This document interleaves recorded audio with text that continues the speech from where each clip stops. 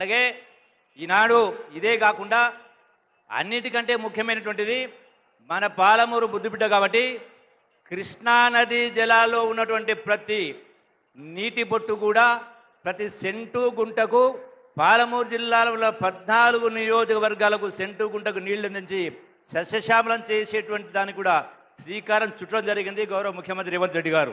ఈనాడు ఎన్నో సంక్షేమ అభివృద్ధి కార్యక్రమాలు జరుగుతూ ఉన్నాయి.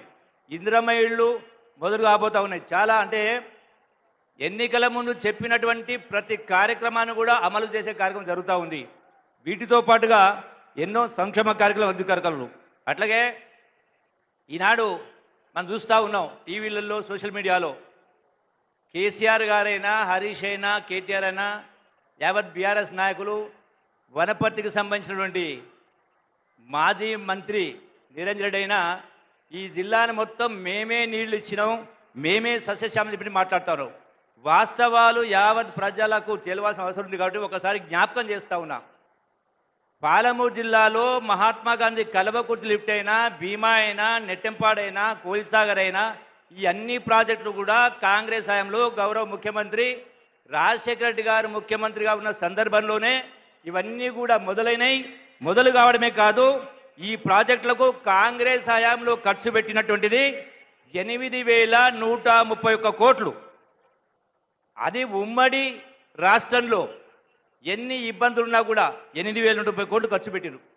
మరి తెలంగాణ రాష్ట్రం వచ్చినాక సోనియా గాంధీ తెలంగాణ రాష్ట్రం వచ్చిన తర్వాత మన రాష్ట్ర ఆదాయాన్ని మనం ఖర్చు పెట్టుకుంటూ హైదరాబాద్ రాజధానిగా లక్షల కోట్ల ఆదాయం వస్తూ 8 లక్షల కోట్లు అప్పు చేసి కూడా మరి బీఆర్ఎస్ 10 సంవత్సరాల కాలంలో ఇప్పుడు నేను చెప్పిన ఈ మహాత్మా గాంధీ కల్వకుర్తి భీమా నెట్టెంపాడు అన్ని ప్రాజెక్టులు కలిపి గడిచిన 10 సంవత్సరాల కాలంలో 6,137 కోట్ల రూపాయలు ఖర్చు పెట్టింది. అంటే ఈ ప్రాజెక్టులు మొదలైంది కాంగ్రెస్ హయాంలోనే, ఖర్చు పెట్టింది కూడా కాంగ్రెస్ ప్రభుత్వంలోనే. ఒకటి. రెండవ అంశం మీరందరూ చూసినారు, బాధాకరమైన సంఘటన.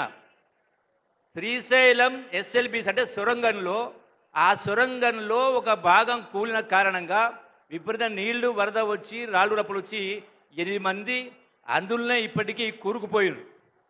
అంటే ఏమాత్రం కూడా ఇంగిత జ్ఞానం లేకుండా దాన్ని కూడా రాజకీయ కోణంలో రాజకీయాన్ని మంచుకోవడం కోసం ఈ కాంగ్రెస్ ప్రభుత్వ తప్పిదం వల్లనే ఇది జరిగిందని మాట్లాడుతూ ఉన్నారు. మళ్ళీ వాళ్ళ మాటలను ఏం మాట్లాడుతూ ఉన్నారు? గడచిన 10 సంవత్సరాల కాలంలో బీఆర్ఎస్ పార్టీ కేసీఆర్ మేము 200 కిలోమీటర్ల సొరంగాలు తవ్వినాం అని మీరే మాట్లాడుతూ ఉన్నారు కదా.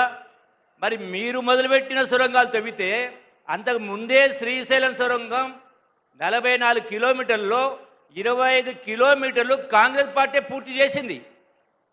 మరి 8 లక్షల కోట్ల అప్పు చేసి ఈ మిగిలిన 19 కిలోమీటర్ల సొరంగం ఎందుకు పూర్తి చేయలేదని నేను ఈ వేదిక ద్వారా అడుగుతా ఉన్నా. హరీష్ రావును ఛాలెంజ్లు విధిస్తూ ఉంటాడు. అంటే ముందే మీకు ఏమైనా కలబడ్డదా? ఎక్కడైతే మన కూలి ఉందో అది ముందే కూలుతో మీకు తెలిసి కట్టలేదా? నిధులు లేక కట్టలేదా? 8 లక్షల కోట్ల అప్పు. ఈ ప్రాజెక్టును సొరంగాన్ని పూర్తి చేస్తే కాంగ్రెస్ పార్టీ పేరు వస్తలేదని కట్టలేదా? ఎందుకంటే పంపులు మోటార్లు అవసరం లేదు, తక్కువ ఖర్చుతోటి ఎక్కువ ఆయకట్టుకు ఇచ్చేది.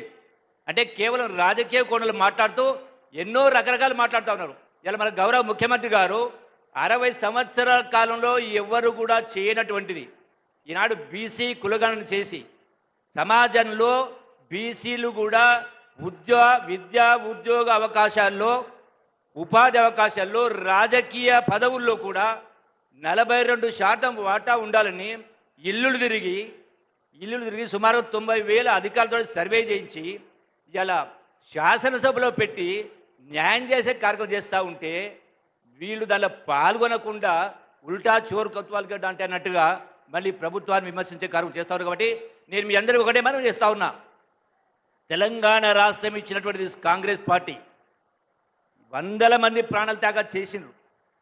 మరి తెలంగాణ ఇచ్చిన కాంగ్రెస్ పార్టీ ఈ దేశానికి కానీ రాష్ట్రానికి కానీ శ్రీరామ రక్ష. ఎప్పుడు ఏ ఎన్నికలు వచ్చినా కాంగ్రెస్ పార్టీని కాపాడుకోవాల్సిన బాధ్యత మనందరిపైన ఉంది. కాబట్టి మీరందరూ కూడా పెద్ద మనసు చేసుకొని ఈ యొక్క సంక్షేమ అభివృద్ధి కార్యక్రమాల్లో మీరందరూ పాలు పంచుకోవాలి. ఒక చక్కని పరిపాలన, సుపరిపాలన, అవినీతికి అవకాశం లేని పరిపాలన మనందరం కలిసి మనమందరం ఒక కుటుంబం కలిసి చేసుకోవాలని చెప్పని మీరందరూ కూడా పాల్గొనాలని, తోడు కావాలని మనస్ఫూర్తిగా కోరుకుంటూ సెలవు తీసుకుంటున్నా. జై కాంగ్రెస్.